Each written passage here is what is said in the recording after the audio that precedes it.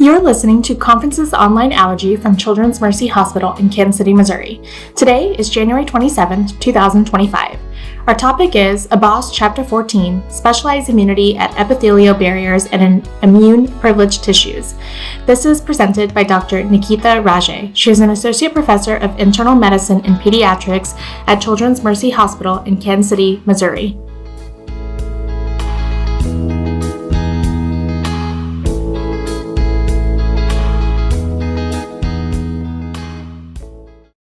January 27, 2025, we'll be talking about Chapter 14 from textbook Abbas, Specialized Immunity at Epithelial Barriers and in Immune-Privileged Tissues.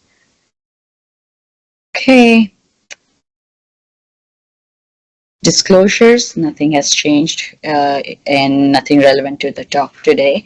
Our objective for today's chapter is to expand understanding of mucosal immunity. So thinking about regional immunity, we know that the immune system has a different setup when it comes to mucosal immune system in GI tract or GU tract or bronchopulmonary system. Also, cutaneous immune system differs a little from the systemic immune system. These regions have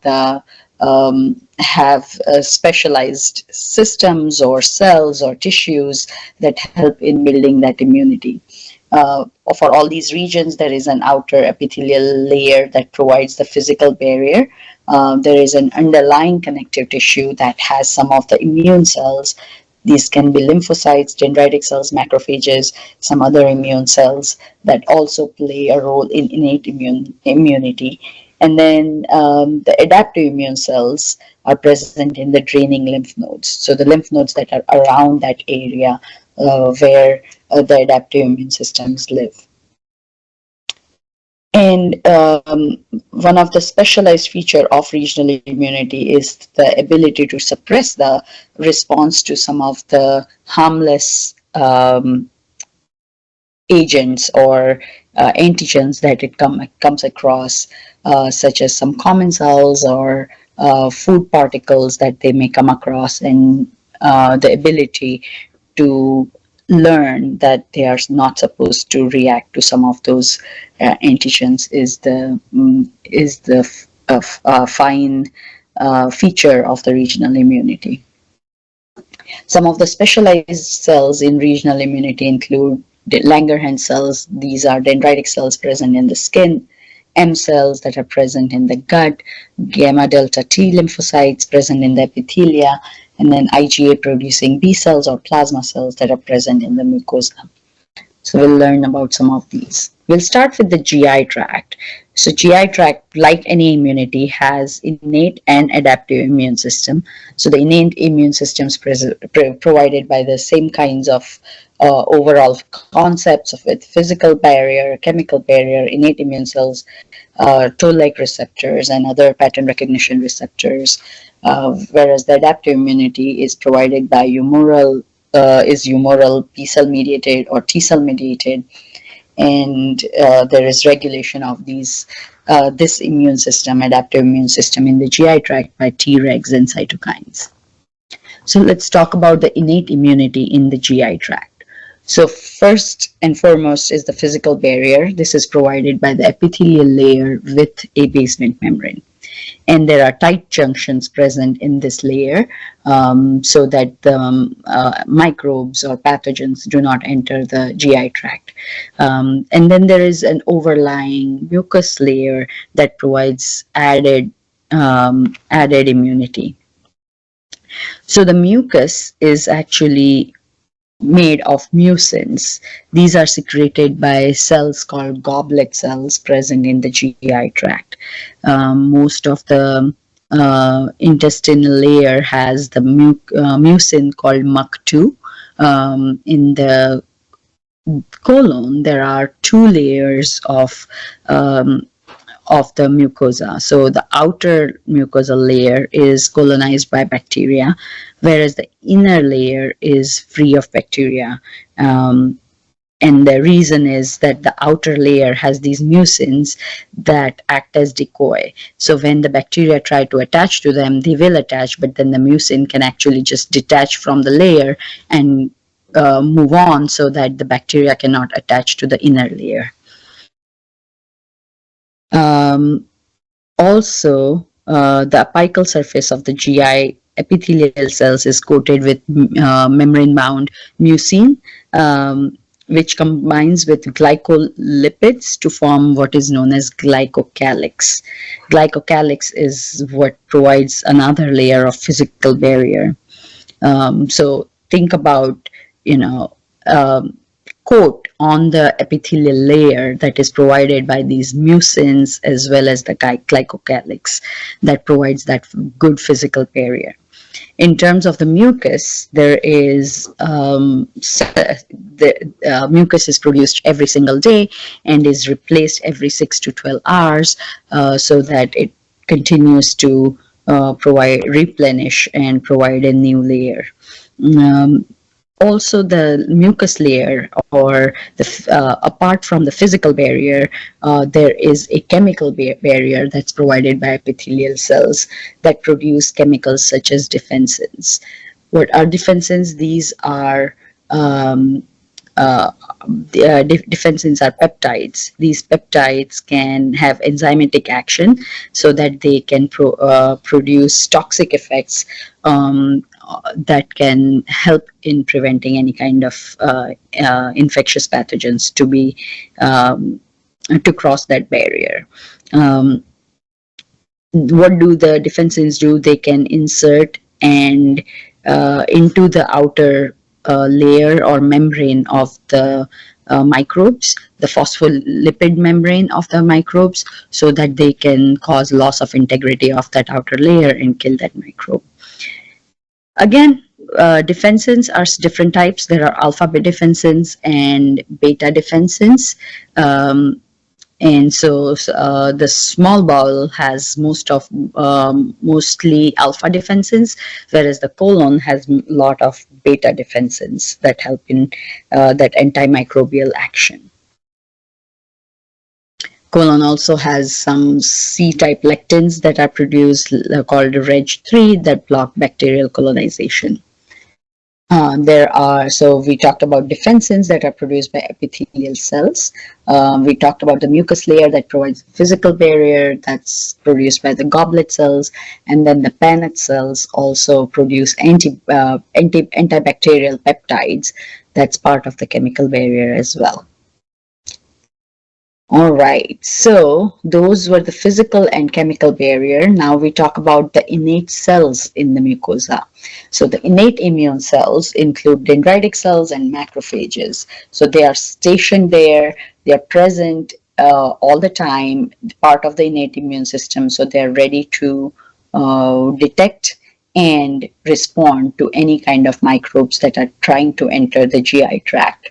The macrophages can phagocytose and kill the microbes. Dendritic cells will take up the microbes and process them and take that information to the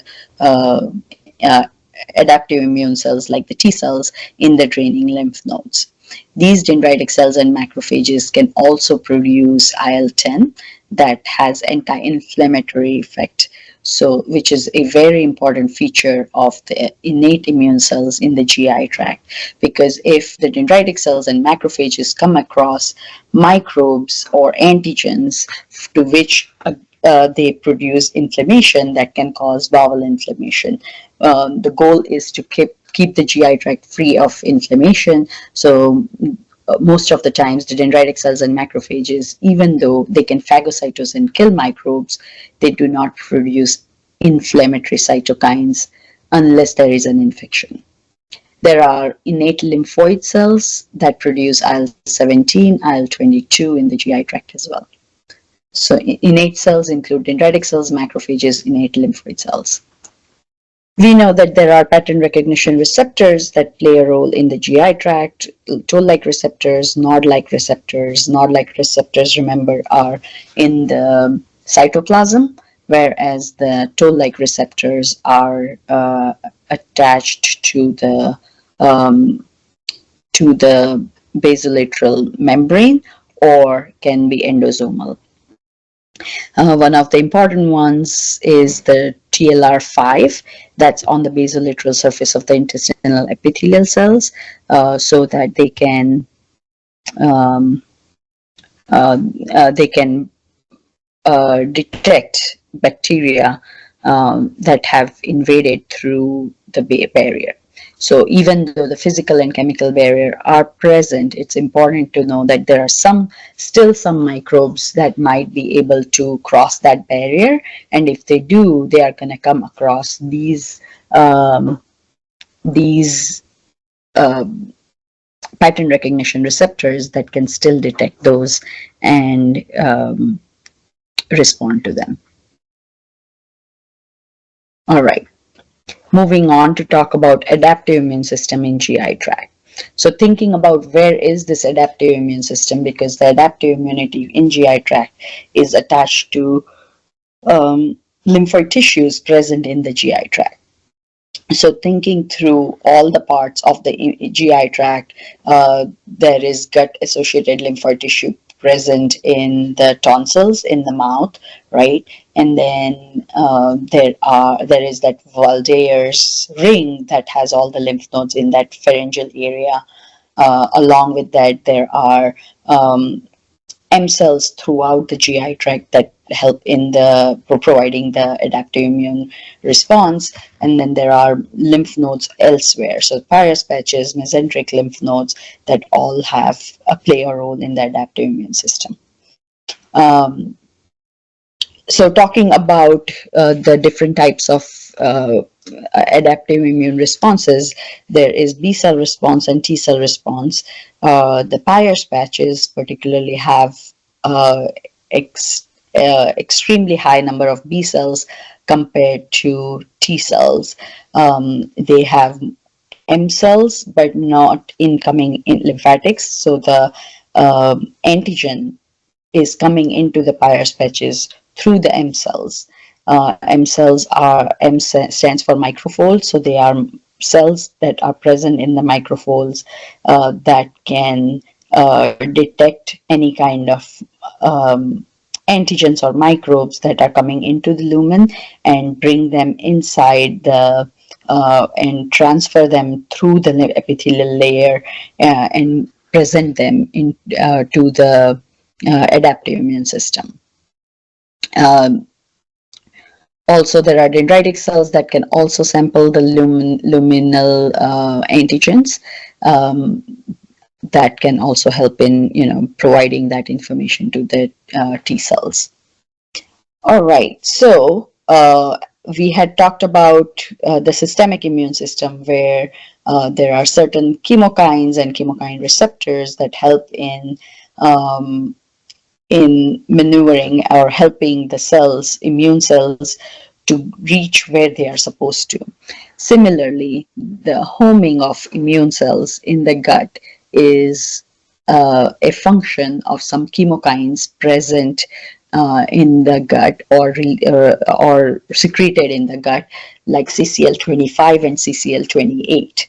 So cells that express CCR9, the receptors for the chemokine CCL25 is CCR9 and CCR10. A cell carrying CCR10 will be attracted to the gradient of CCL28. So the cells that have CCR9 and CCR10 are going to home back to the gut. Besides that, cells that express alpha 4 beta 7 are going to be attracted to tissues that really have MADCAM1. Okay, and then another tidbit that's different in the gut is the dendritic cells in the gut secrete retinoic acid. This is because they express retinaldehyde dehydrogenase, or RALDH, and this enzyme helps in synthesis of retinoic acid from vitamin A. This process is really important. We'll take a look in a few slides here about that process, but just kind of remember this is a specific feature for dendritic cells in the gut. So looking at those M cells that we just talked about, they are present just in the epithelial layer.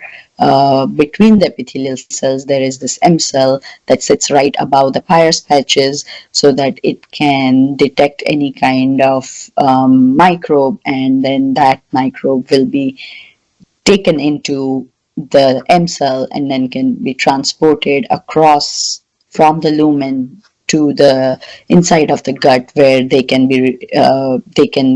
antigens can be taken up by, say, other immune cells in the Peyer's patches. Here are dendritic cells. Dendritic cells can take up antigens from the lumen and process them and present them to the T cells in the gut-associated lymphoid tissue, as noted here. All right. We talked about all of this. This is all in figures showing you all the features of the GI immune system. If you look at this, there are goblet cells that make a lot of mucus. There is that layer of mucus above the epithelial layer. Epithelial layer has that basement membrane and has tight junctions that connect them so that other microbes cannot enter them. But then there are Peyer's patches and M cells in those folds. So there are folds in the GI tract, and also there are these villi that help in moving not only the food but also some of the microbes along the surface of the GI tract. That's the first epithelial layer and the physical barrier. There are some chemicals that are released, Paneth cells that release some peptides with antimicrobial properties. But inside of that, in the subcutaneous tissue, are the gut-associated lymphoid tissue like Peyer's patches, and then there are immune cells like macrophages, dendritic cells, and lots of B cells and plasma cells that have a tendency to release more IgA rather than any other class of antibodies. Not that they don't, but more tendency of releasing more IgA. Along with that, there are some T cells that also play a role. There is a lymphatic tissue that takes all of those, helps in transport of the immune cells and the antigens to and from the draining lymph nodes. Homing, as I mentioned, there is retinoic acid that's produced by the dendritic cells in the gut, and that along with some other chemokines help in homing of immune cells to the GI tract. Talking about humoral immunity, so in terms of adaptive immune system, humoral immunity is very, very important in GI tract. So as I mentioned, the IgA that is produced is there is a preference for producing a lot of IgA from B cells and plasma cells in the GI tract. Apart from that, there are IgG and IgM that's also produced. Class switching to IgA is because of presence of TGF-beta.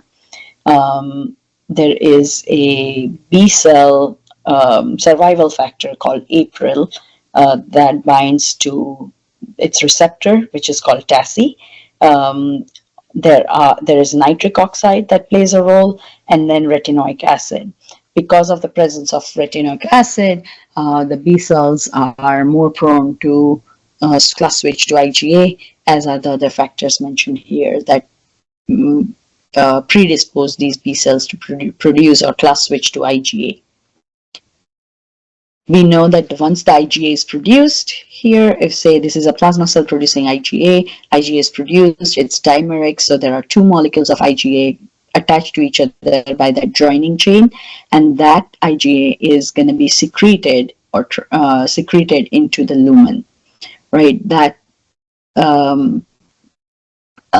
is because of something called poly-Ig receptor that attaches to the IgA, and then it forms it is taken up into that epithelial cell and then transported across the cell to the luminal border so that it can be released. At that time, there is that cleavage of that poly-Ig receptor so that the IgA is secreted. Instead of the poly-Ig receptor, the IgG uses FcRn, as we know, that it can use to transport IgG. Sorry, going back here, in terms of IgA, about 2 grams of IgA is secreted every day, and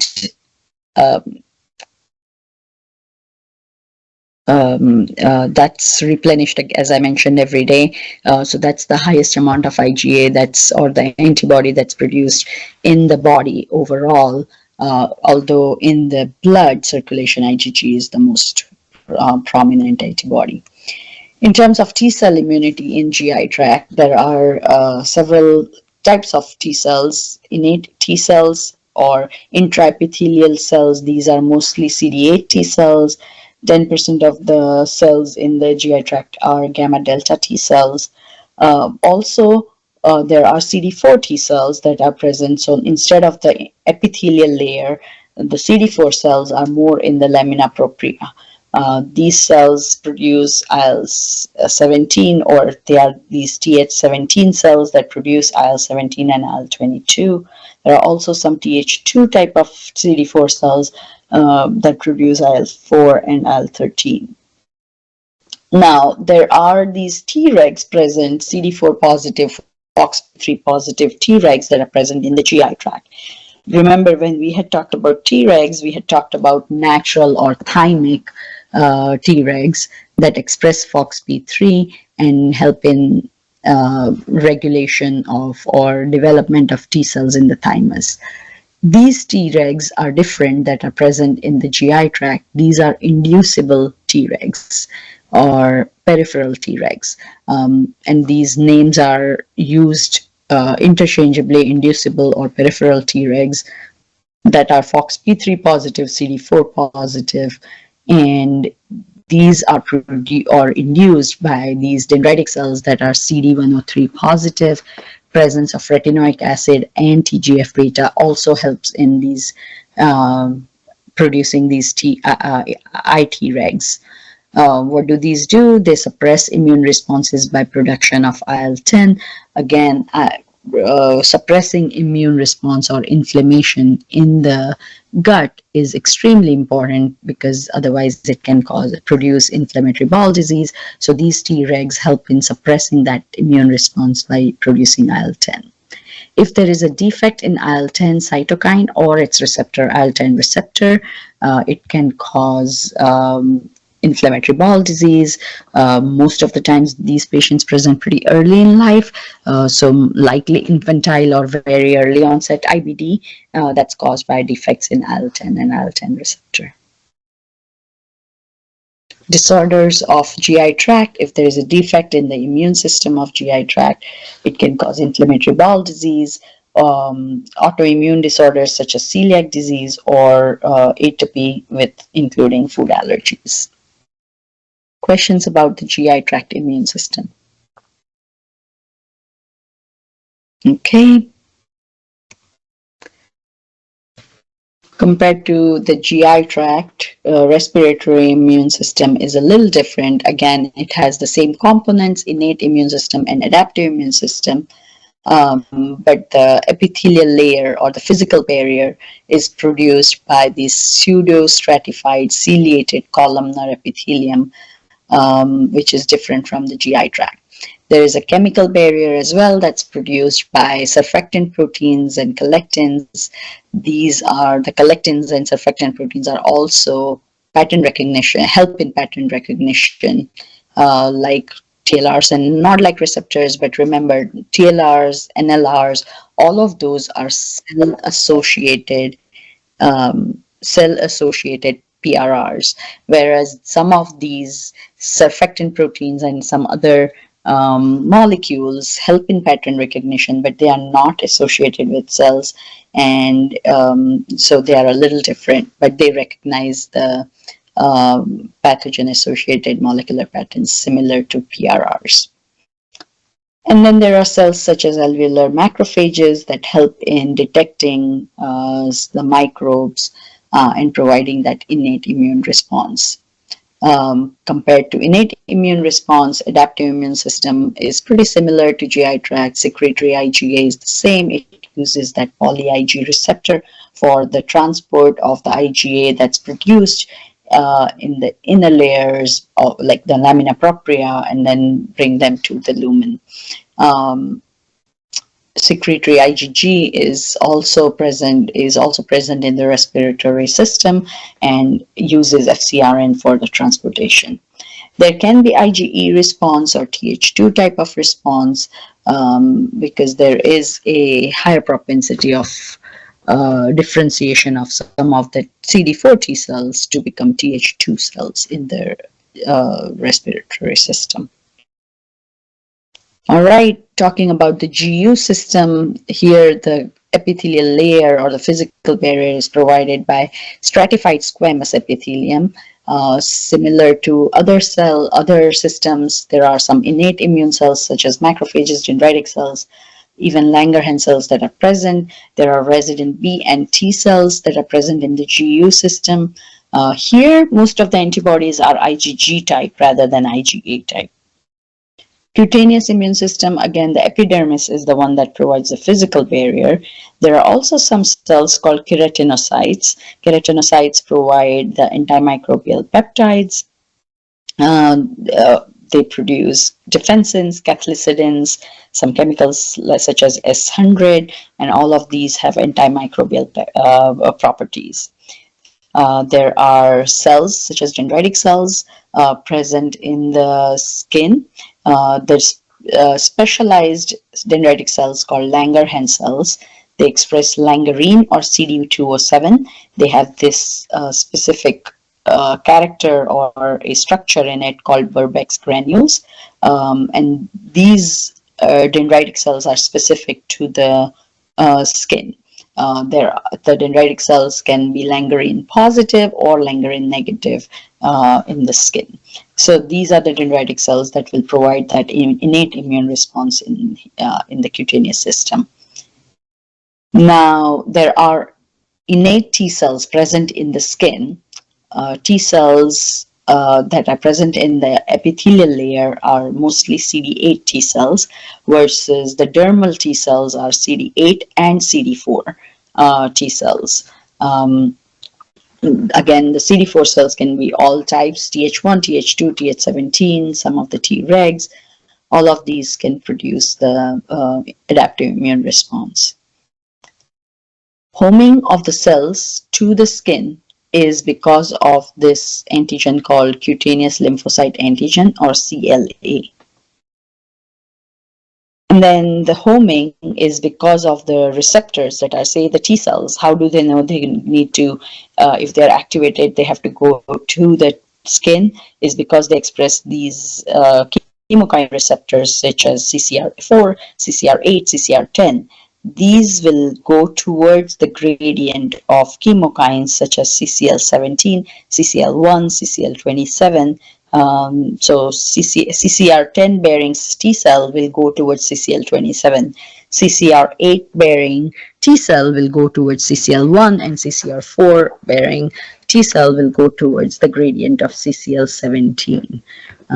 So they end up in the skin.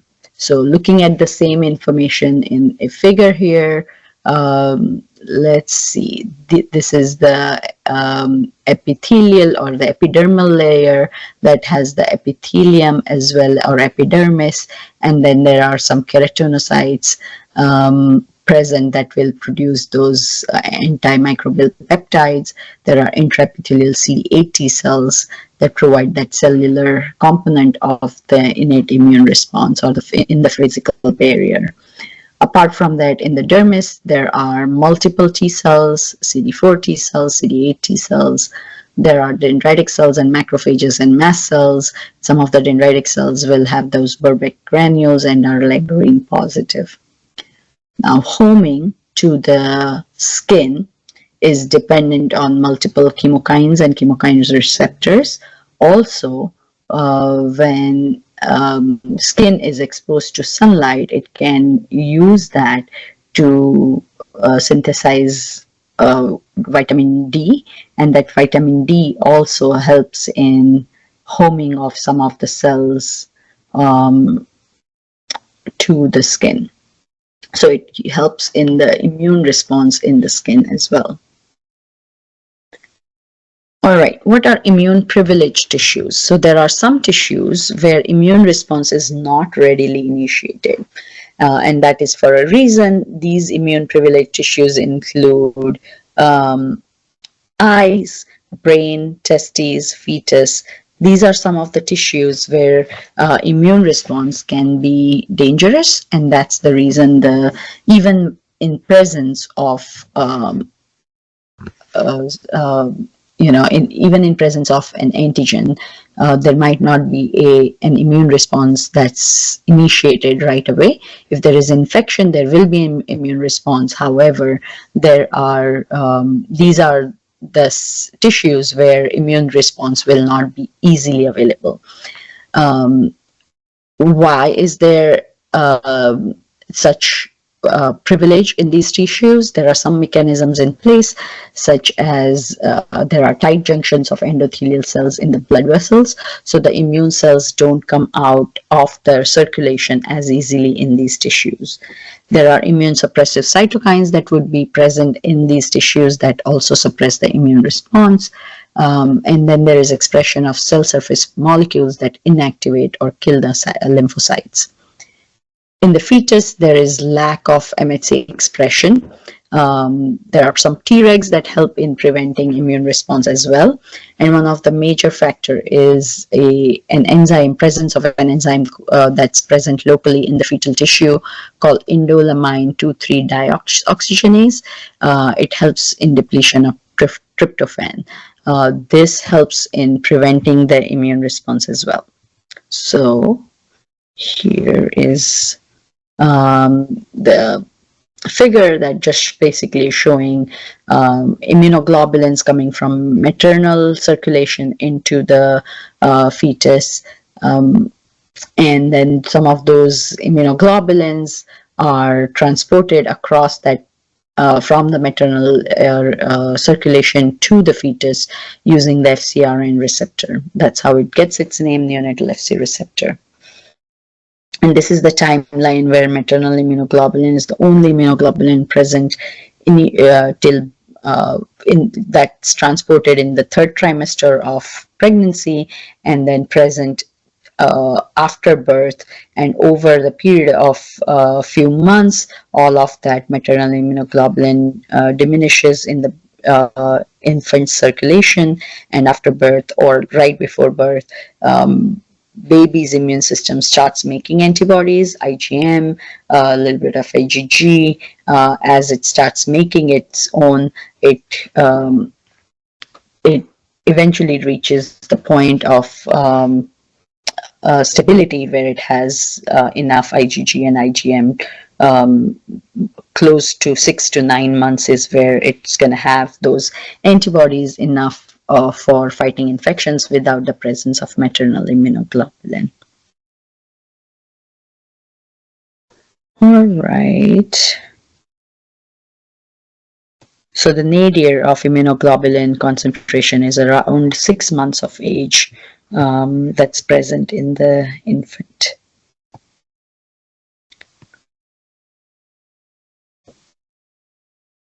Okay. All right, so that was the last slide.